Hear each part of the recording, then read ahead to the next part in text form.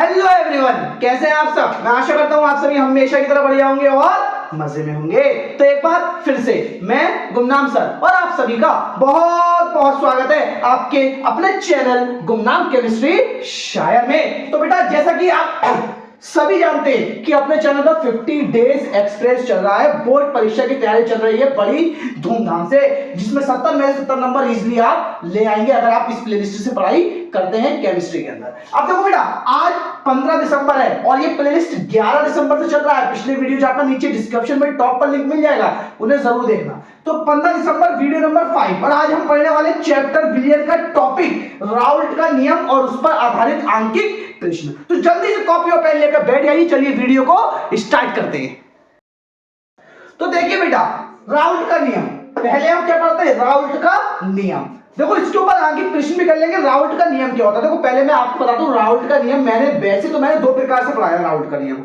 एक केस तब होता है जब एक बाष्पशील द्रव में आप बाष्पशील ठोस मिला होता है, ठीक है, और एक तब होता है जब दोनों द्रव बाष्पशील होते हैं। तो हम दोनों द्रव बाष्पशील वाला केस पढ़ रहे हैं यहाँ पे, ठीक है। तो देखो राउल्ट ने इस नियम में क्या बताया भाई, राउल्ट का नियम सिंपल सा आपको इतना लिखना है, बाष्पशील द्रवों के विलयन में प्रत्येक अवयव का आंशिक दाब उसकी शुद्ध अवस्था की बाष्प दाब तथा मोल प्रभाष के गुणनफल के बराबर होता है।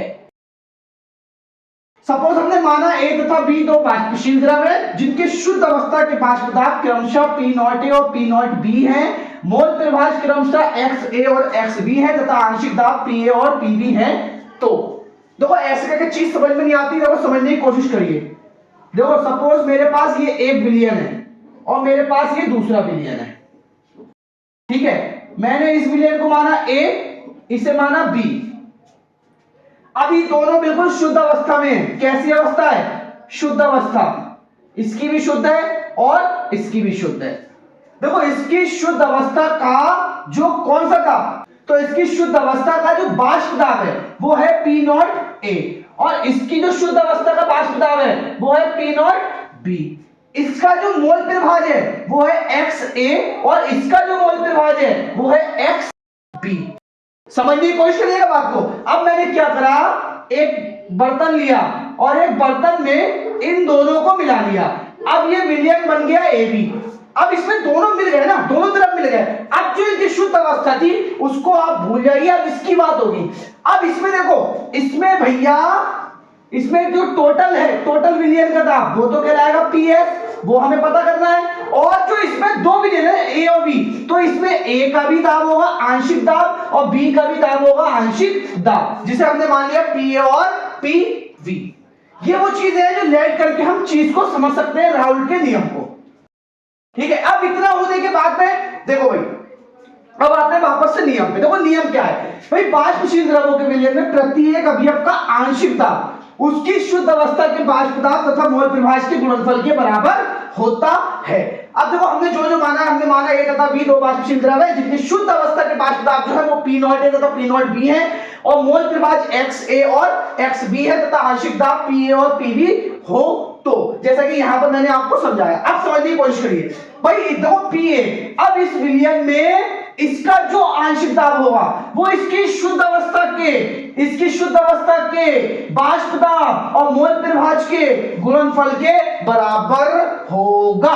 मतलब PA बराबर हो जाएगा P0A इंटू में XA। यही राउल्ट का नियम है। इसी प्रकार PB बराबर हो जाएगा P0B इंटू में XB। अब जब बात आएगी विलयन का कुल दाब, तो भैया विलयन का कुल दाब बताया ना, विलयन का कुल दाब PS। विलयन दो से मिलकर बना A और B से, तो आप A का दाब लीजिए, आप B का दाब लीजिए, दोनों को जोड़ दीजिए, विलयन का कुल दाब मिल जाएगा। तो हमने क्या करा, हमने देखा विलयन का कुल दाब PS बराबर PA प्लस PB।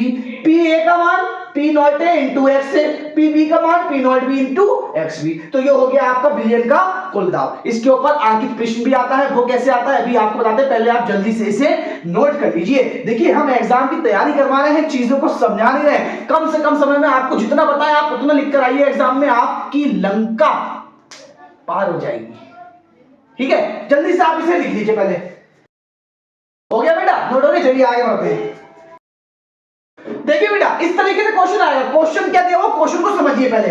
सिंपल सा क्वेश्चन है, दो द्रव ए तथा बी के बाष्प दाब क्रमशः 80 mm पर 60 mm है। ए के 3 मोल तथा बी के 2 मोल मिलाने पर विलयन का बाष्प दाब क्या होगा? ये कंडीशन दे रखी है उन्होंने।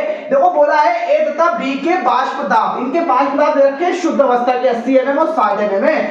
ए के 3 मोल मिला है, बी के 2 मोल मिला है, दोनों को मिलाकर बना लिया गया विलयन। मतलब एक विलयन बनाया गया है ए बी। ए के मोल 3 है, बी के मोल 2 हैं, तो टोटल विलयन के मोल जो हो जाएंगे वो हो जाएंगे 5। ठीक है, तो सबसे पहले हम निकालेंगे मोल प्रभाज। तो पहले हम निकालते हैं एक्स ए और एक्स बी, दोनों का मोल प्रभाज अलग अलग निकालते हैं। मोल प्रभाज कैसे निकालते हैं? जिसके मोल प्रभाज निकाल रहे होते हैं उसके मोल ऊपर रखते हैं, टोटल विलयन के नीचे रखते हैं। टोटल विलयन के मोल कितने हैं? 5। और एक्स ए, तो ए के मोल कितने हैं? 3, तो 3/5। इस तरीके से जब एक्स बी का निकालेंगे तो 5 और इसके कितने मोल है? 2, तो 2/5। समझ में आया इतना? अब इतना होने के बाद में देख लीजिए, ध्यान से समझने की कोशिश कीजिए बात को। हमारे पास मोल प्रभाज आ गया, हमें दे रखा है P0 A और हमें दे रखा है P0 B। ए दे रखा है हमें 80 mm और बी दे रखा है 60 mm। हमसे उसने पूछा है PS, लगा देंगे सूत्र PS बराबर P0 A x A plus के P0 B x, जो भी राउंड का सूत्र पीछे पड़ा। देखो PS बराबर P0 A का मान कितना है? 80 इंटू एक्स ए 3/5 प्लस 60 और एक्स बी इंटू में 2/5। ठीक है, अब इधर ध्यान से देखिए, देखिए 5 एकम 5, 3/5 छिक्का 30, 5 एकम 5, 1 बचा 5 दूनी 10, 12 दूनी 24, 16 तिया 48, तो 48 प्लस 24 जो कि टोटल जुड़कर आपका हो गया 50, 70 और 2 72 mm। तो टोटल विलयन का जो बाष्प दाब आएगा वो आपका आ जाएगा 72 mm।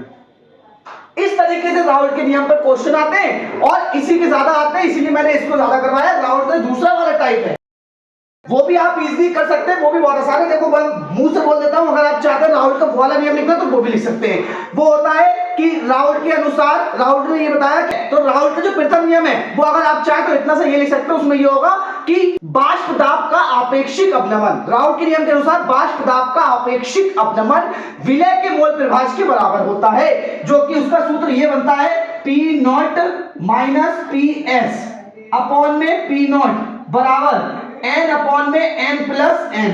ये बनता है बाष्प दाब का आपेक्षिक अपनमन, जो कि ये होता है विलय के मोल प्रभाज के बराबर होता है। ये राउल्ट का भाई प्रथम वाला नियम, जिसे आप कह सकते हो राउल्ट का ये भी नियम है।